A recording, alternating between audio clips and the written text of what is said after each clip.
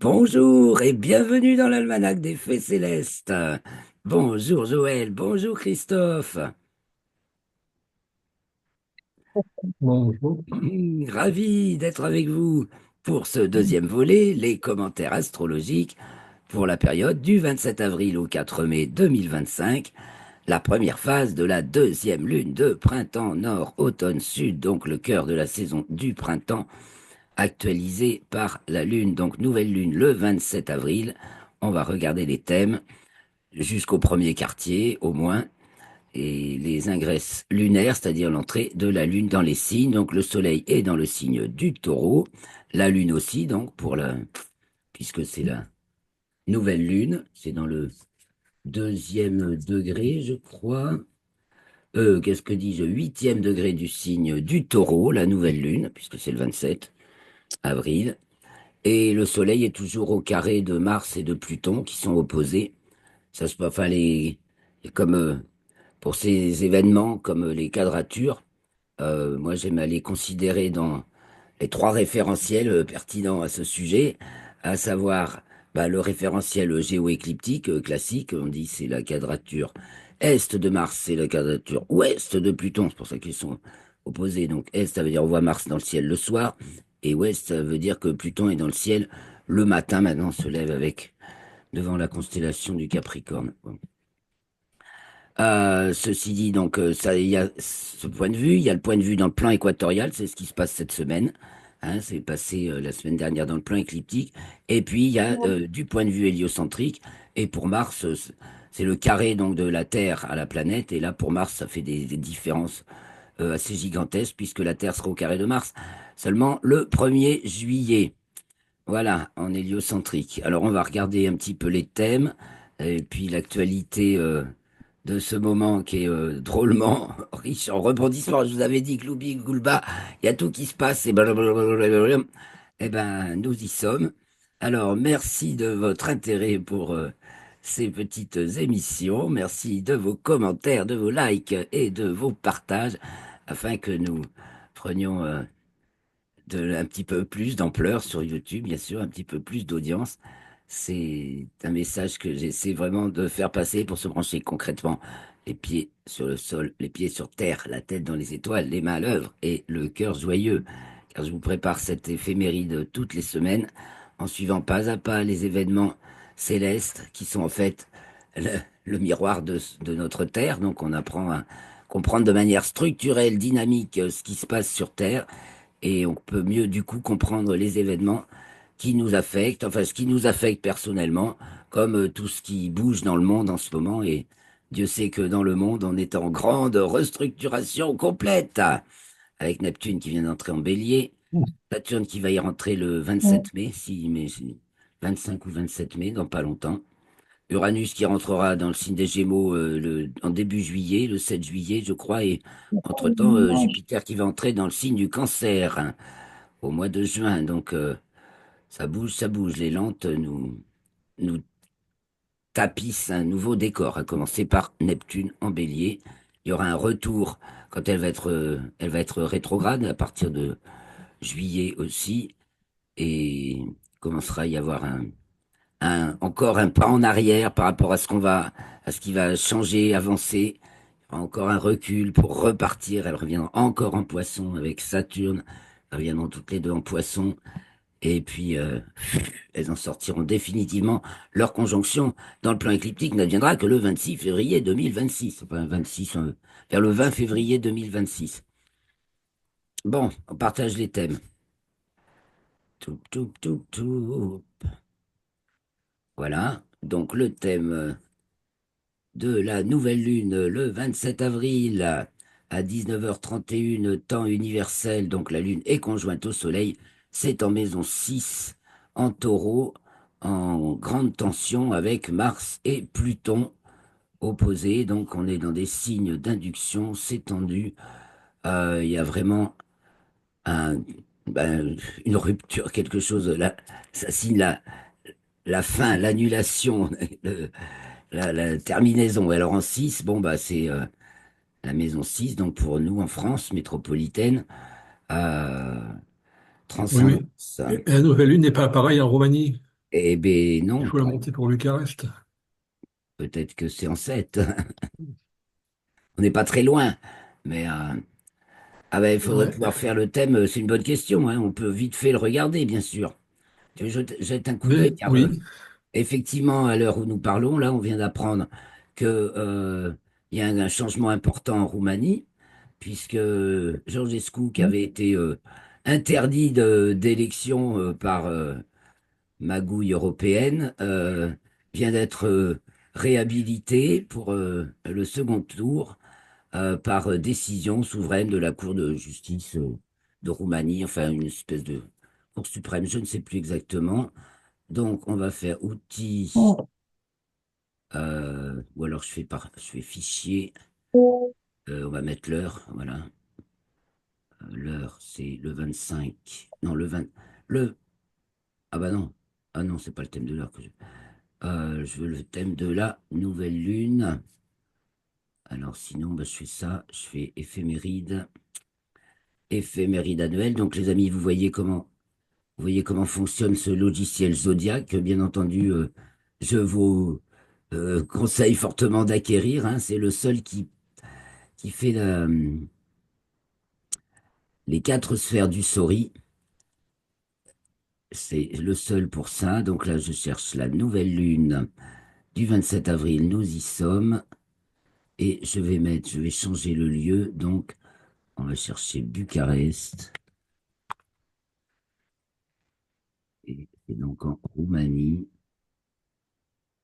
Ça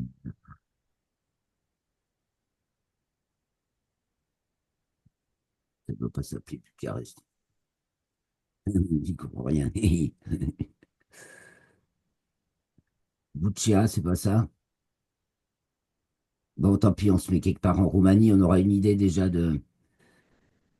Ah, Bucarest. Ah si, ça doit être ça.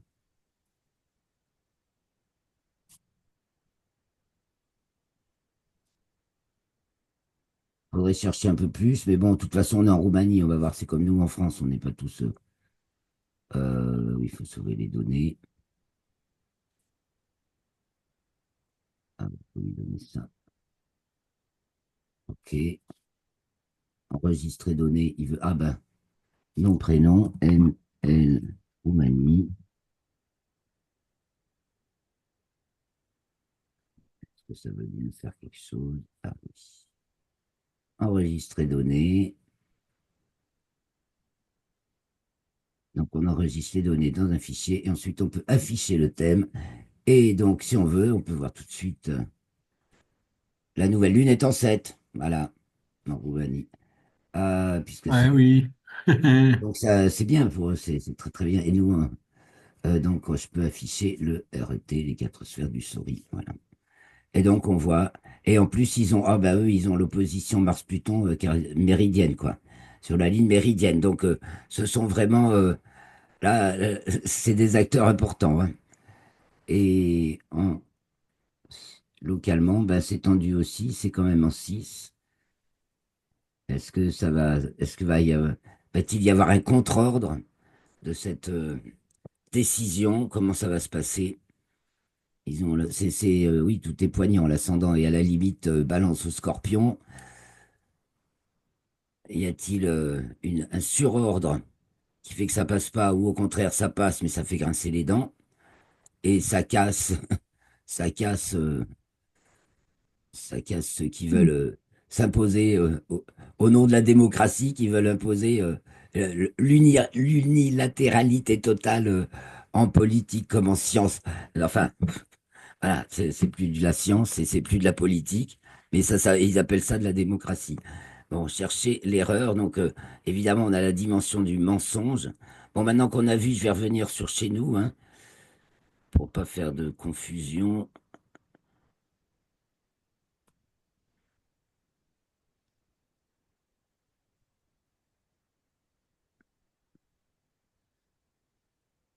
Donc, on est là, le 7-2. Non.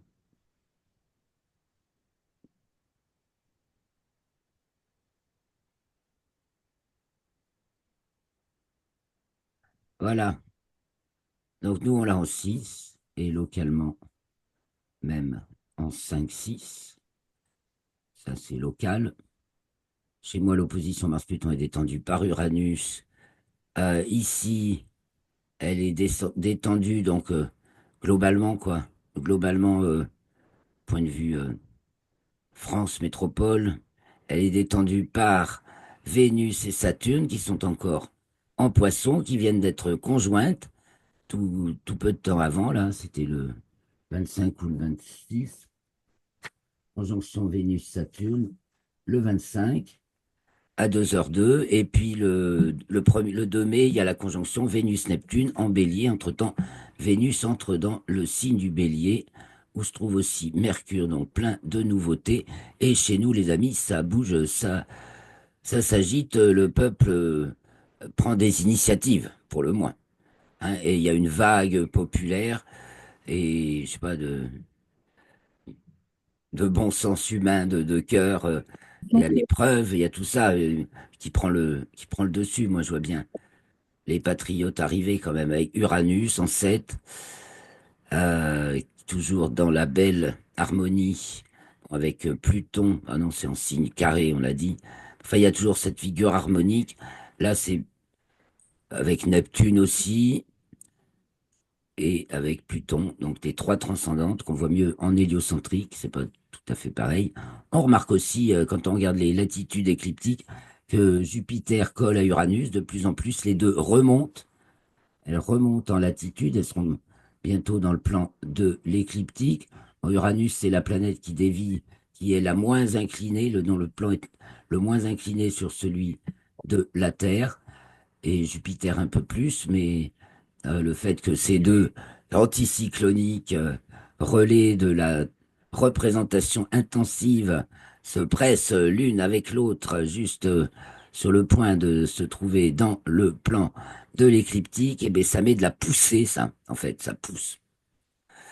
Donc chez nous, l'ascendant est en Scorpion, donc la Lune, c'est quand même pour le mois qui vient, hein, la lunaison. Donc je disais la 6, maison 6, c'est transcendance de l'objet, objet, non, transcendance de l'intégration, car on parle de la 10, représentation de l'intégration, la 2, existence de l'intégration, et la 6, transcendance de l'intégration. Alors tout ça, ça me vient de Jean-Pierre Nicolas, sauf que, en toute logique, enfin, je contredis Jean-Pierre dans le sens où il a mis à l'objet ce que je mets à l'intégration réciproquement.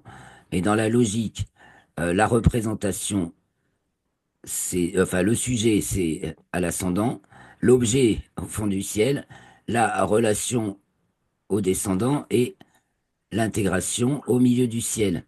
Donc, comme ça va par tierces, 1, 5, 9, c'est pour le sujet, représentation du sujet, existence du sujet, la 5.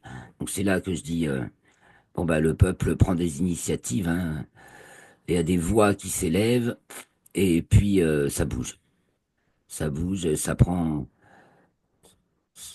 Après mûre réflexion, hein, après mûre réflexion, ça bouge et ça émerge, puisque c'est au nœud ascendant de l'orbite lunaire. Il y a vraiment quelque chose de nouveau qui est en train d'émerger. Laissez-lui juste le temps d'émerger. Alors on voit Jupiter qui est bien malmené, hein, qui est très tensionnel en fait. La représentation en général du moins temporelle, est très très malmenée avec le Soleil que tensionnel et Jupiter que tensionnel en 8. Donc 8, existence de l'objet. Ça va plus, hein, on casse le jouet. On casse le jouet. Tout est pratiquement occidental, beaucoup d'événements qui se passent. Et vraiment une reprise en main, une redirection. Alors qu'est-ce que ça nous dit en ces temps donc où on vient d'apprendre la mort du pape? Il n'est pas sûr que ce se soit passé à cette date-là. C'est possible qu'il le tenait un peu comme Biden, on ne sait pas trop quoi, mais il y a une incertitude qui rôde autour de ces personnages et qui peuvent avoir été remplacés par des acteurs. Le temps qu'on veut qu'ils faire croire qu'ils sont encore vivants. Ceci dit, on nous l'a donc annoncé pour le 21 avril. Le 21 avril, bon, la veille, c'était le lundi de Pâques. Et je rappelle que le 21 avril, c'est le jour anniversaire de la fondation de Rome, hein, la ville aux sept collines, en l'an 753 avant Jésus-Christ, soit moins 752. Donc, anniversaire de la fondation de Rome, anniversaire de la reine Élisabeth II d'Angleterre en 1926. Donc, ce n'est pas une date anodine, d'autant que ce 21 avril, nous avons en plus le soleil. C'est le jour où il passe. Il est déjà dans le signe du taureau dans le plan écliptique, mais dans le plan équatorial, c'est le jour où il passe à 2 heures d'ascension droite. Là, ça vient d'être fait. Parce que, ah bah oui, c'était le 27. Attendez, je reviens sur le 21. Allez voir. 21 avril, dernier quartier. Donc, c'était le jour du dernier quartier, hein, ça mérite d'être regardé. Vous voyez, le soleil est encore dans la première tranche d'ascension droite, de 0 à 2 heures, à 1h56, et il entre dans le signe du taureau, déjà dans le plan écliptique. Et donc, on a un modèle bélier avec la concentration énergétique du taureau. C'est la poigne de l'Empire romain, ou la poigne de la reine d'Angleterre. Hein, c'est d'une puissance particulièrement importante. Voilà, je reviens sur une grande puissance. Je reviens donc sur notre nouvelle lune du 27. On va la regarder un petit peu plus loin. Donc, on regarde quand même en Hélio. Donc, c'est toujours Jupiter. Vous voyez, en Hélio, Jupiter va vraiment pas tarder à entrer en Cancer. Je crois que c'est la semaine prochaine. Hein, donc, beaucoup de choses vont changer encore. De même, il n'y en a plus pour longtemps pour ce que Neptune aussi entre en Bélier. Elle est encore en Poisson, en héliocentrique. Nous avons une conjonction Vénus-Uranus. Alors, ça, c'est renversant, je vous l'ai déjà dit, puisque c'est deux planètes qui tournent sur elles-mêmes, la tête en bas. Vénus carrément en bas. Et euh, Uranus sur le côté, mais la tête penchée vers le bas. Et donc, quand elles sont en conjonction, ça renverse. Donc, on est dans une situation renversante, mais bon, il y a tellement de choses. Ça fait partie de tout ce qu'il faut assumer. Et puis, voilà, de l'avalanche de choses qui sortent là. On nettoie les tunnels, comme on dit. Ça nettoie, ça nettoie. Saturne en poisson fait le nettoyage. Neptune faisait remonter toutes les effluves, tous les débris, tout ce que vous voulez, tout ce qui, dans tous les domaines. Les poissons, c'est multidimensionnel et Neptune, c'est multidimensionnel. Donc, on est dans le foisonnement et dans toutes les dimensions en même temps. Donc, c'est aussi bien temporel que spirituel. C'est un grand, grand bouleversement. Et donc, on voit la Terre au carré de Pluton, alors qu'elle n'est pas du tout encore au carré de Mars en héliocentrique. Hein. Je vous ai dit, ce sera le 1er juillet. La Terre sera dans le 10e Capricorne, donc Mars sera 10 Balance. Ce sera début juillet. Et ce qui est très marrant, c'est que l'année dernière, il y a eu l'autre carré de Pluton, hein, et que c'était à 10 Cancer. Là, et donc Mars était à 10 Bélier. Très, très curieux. Enfin, ou du moins impactant, très impactant au moins, dirons-nous. Alors, on va suivre un peu la semaine. Le 29, alors on a dit que le temps s'était mis au beau aussi. Attendez, je reviens. Vous voyez, on voit que le temps se met au beau, là, quand on a Uranus et Jupiter, Soleil, Uranus, Jupiter, là, qui sont du côté. En fait, là, météorologiquement parlant, je remarque que chaque fois que des anticycloniques sont par là, ben, ça fait advenir le beau temps. Bon, ça tiendra ce que ça tiendra, mais ça peut tenir un bon moment. Et ça va nous amener du chaud et peut-être du très chaud. N'est-ce pas, Christophe? Après s'être caillé longuement, on va avoir un peu peut-être trop chaud. Alors, la Lune entre dans le signe des Gémeaux, elle est donc conjointe aux Pléiades, le 29 avril à 6h34, temps universel. Elle est alors en maison 12 avec Uranus. On s'est bien inspecté, mais on est en train de tout réviser. Donc c'est quand même quelque chose de super nouveau qui vient en 12 avec le Soleil aussi qui est en 12. Et en taureau, donc urgence nutritive, ou alors on se serre la ceinture. Tous unis dans un même but, transcendance de l'objet. On largue tout, quelque part, faut tout larguer pour se... tout larguer, c'est un peu ce que ça dit avec Vénus et Saturne encore en poisson, pour attaquer le nouveau. Voilà. L'avenir n'est plus du côté de Jupiter, qui est tout le temps malmené en ce moment. Ce Jupiter en Gémeaux, qui est dans tous les thèmes tensionnels. Et puis, dans ce cadre de l'opposition, Mars à Pluton, qui est la rupture définitive. Rupture définitive. Mm. Mars-Pluton, hein, Christophe? Donc, grande tension du grand pouvoir, hein, Soleil, Mars, Pluton. C'est ce qui tient depuis déjà quelques semaines. En héliocentrique, c'est un petit sextile de la Terre à Mars. Donc, les choses devraient se passer plus avec poigne et délicatesse. Et savoir se mettre chacun à sa place, d'un point de vue mondial, hein. Donc, si on parle pour parler des avancées de la paix, bon, ben, il y a toujours ce qui bloque, Jupiter, Gémeaux, carré, Saturne, Neptune, toutes les malversations, toutes les choses cachées de ceux qui tiennent jusqu'à présent le, le pouvoir sous le porche des Gémeaux et qui font croire que c'est eux les stars. Bon, alors, ça c'est donc le 29 avril, la Lune entre dans le signe des Gémeaux, donc conjointe à Uranus et à Jupiter, il devrait faire encore assez beau. Et puis, elle entre dans le signe du Cancer le 1er mai à 7h22 temps universel. Et là, elle est à l'ascendant avec Jupiter. Et là, c'est tendu, les amis, pour la Lune. Donc, on est un petit peu. Ce sera peut-être un 1er mai, donc assez mouvementé d'un point de vue social. Parce qu'il s'agit de notre territoire, hein, quand ça rentre dans les Gémeaux, notre territoire, notre corps national, si vous voulez. Euh,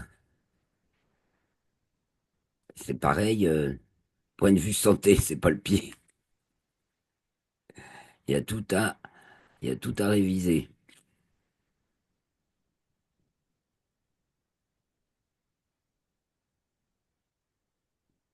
Et là, on va intérioriser quand même, hein, parce que c'est tout oriental, contrairement au thème de la nouvelle lune. Là, il va falloir, on va être amené à résoudre nos différends internes et par rapport à nos modèles. Et ça, c'est aussi bien individuellement que collectivement. Qu'à nos leaders, hein, qui est-ce que, dis-moi qui tu suis, je te dirai qui tu es. Et, et dans tous les domaines, quoi. Et on dirait que tout se casse la gueule, se désagrège. Il y a que la foi qui sauve. Mars opposé Pluton, voilà, détendu par Vénus qui rentre en Bélier, puisque c'est le 30 avril qui rentre en Bélier, et conjointe à Neptune. Donc là, il y a peut-être un grand élan de foi en même temps qui sauve. Parce que là, les meubles, ils sont cassés, hein. Sauve, sauve ta vie. Les meubles, ben, c'est-à-dire au point de vue national, tout notre patrimoine industriel, sans parler de agricole, mais semblerait-il que ça résiste bien, malgré tout. Mais le patrimoine industriel, à bobo, il est en miettes. Donc ça, on va voir. Donc, bah, point de vue héliocentrique, ça change pas si vite, sauf que Mercure s'approche de Pluton. Et donc, il va y avoir encore un flux de, de vérité qui va être révélé. On continue. Le 3 mai, la Lune entre dans le signe du Lion à 13h28. À ce moment-là, l'ascendant est en Lion et la Lune est encore en 12. Alors, elle est en 6 pour la nouvelle Lune, elle est en 12 dans tous les ingresses lunaires. de la période, et là, les conjointes à Mars. Donc là, il y a aussi une division, une scission, mais une division qui peut s'arranger. Alors, est-ce qu'enfin nos leaders souverainistes pourraient enfin s'accorder? Cela serait-il envisageable, car c'est quand même une des issues pour la France de une issue, c'est l'issue qui semble la plus souhaitable, favorable. Alors à ce moment-là, le Soleil est toujours tensionnel aussi, carré Mars encore, là plus carré à Pluton. On a Mercure et Jupiter, on a encore une relance de. Alors soit du nouveau, des nouvelles voix qui se font entendre dans le concert politique, je dirais, hein, et que des amis, ou du moins des frères d'âme, se réunissent, puisque c'est la 11, hein. Amis, c'est en fait c'est existence de la relation, et c'est ceux avec qui on est en communauté d'âme. Mais donc la division, alors serait-ce la fin de la division, une division, remarquable division, avec une possible alliance avec Vénus et Neptune en bélier, on va peut-être y arriver. Il y a encore, je dis pas que tout est rose et qu'il va pas y avoir encore des, des points noirs à régler, justement. Mais il serait possible de voir arriver quelque chose d'un petit peu hors des clous, quoi, avec l'ascendant Lion.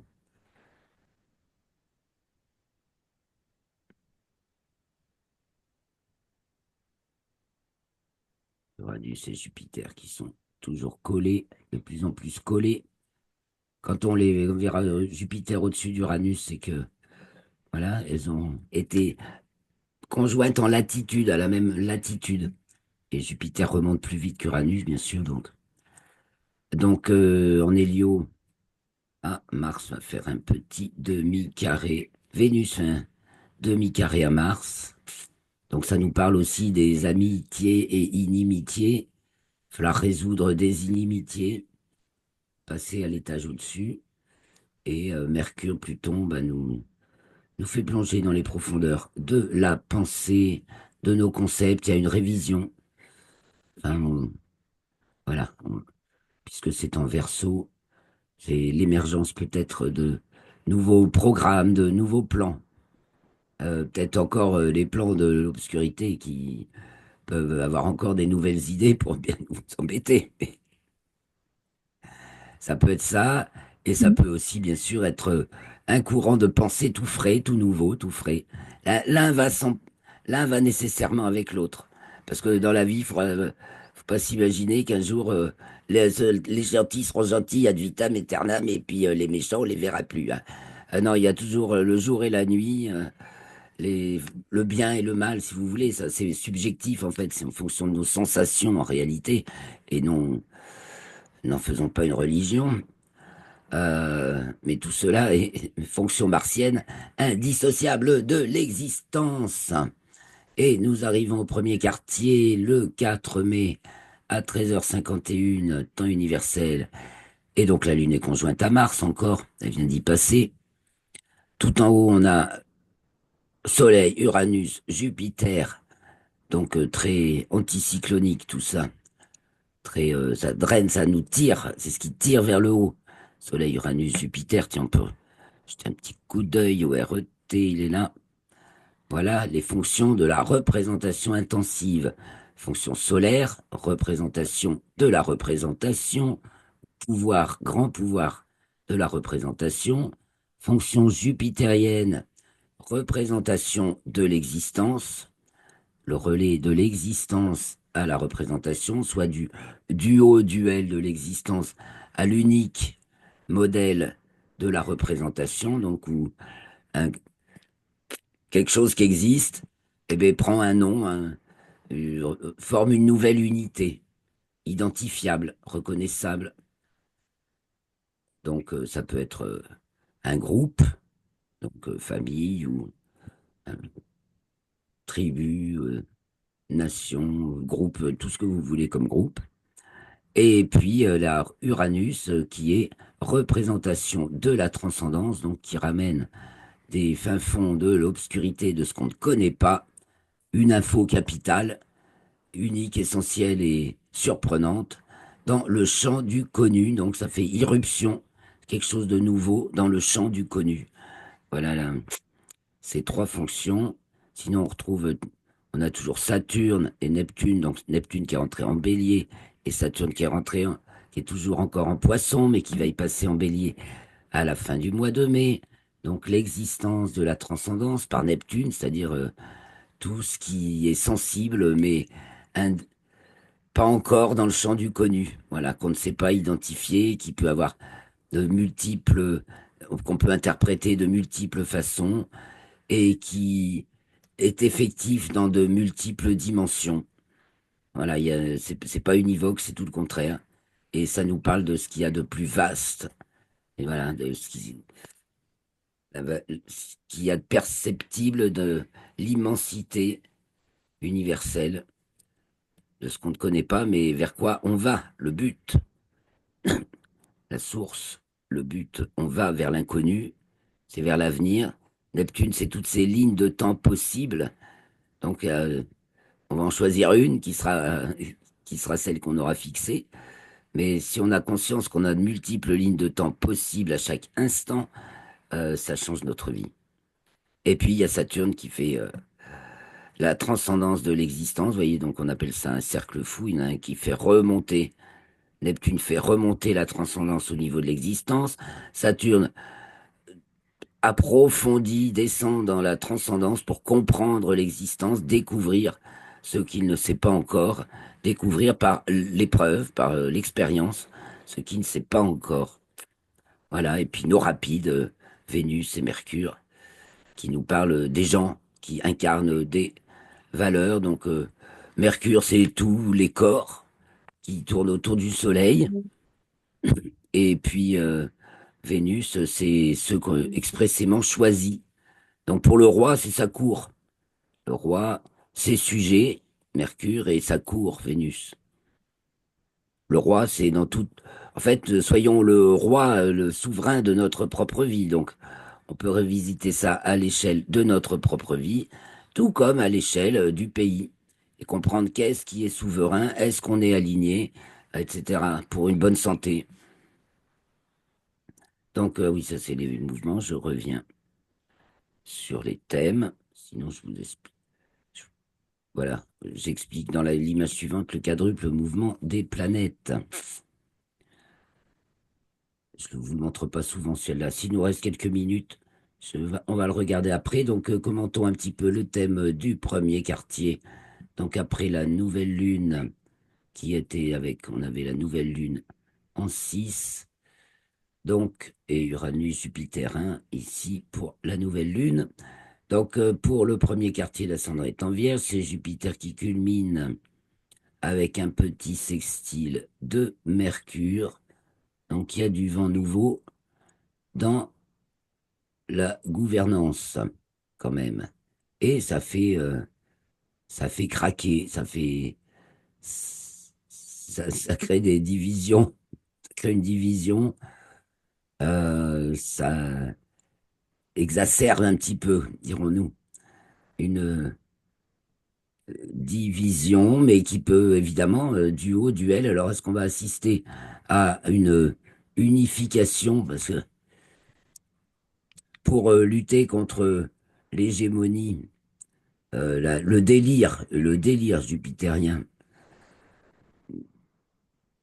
actuel à la tête de notre pays, euh, l'association, la réunion de deux partis qui sont a priori rivales, peut-être être la solution, parce que la Lune fait un corps avec les deux parties martiennes, Mars divise et la Lune réunie. Alors, c'est deux en un. Et il y a un côté bah, extraordinaire, puisque c'est en Lion. Là, on affirme une identité, un sujet exprime son identité, sa particularité. Oh là, c'est moi, je me détache de... Je fais remarquer ma spécificité par rapport à l'ensemble cancer.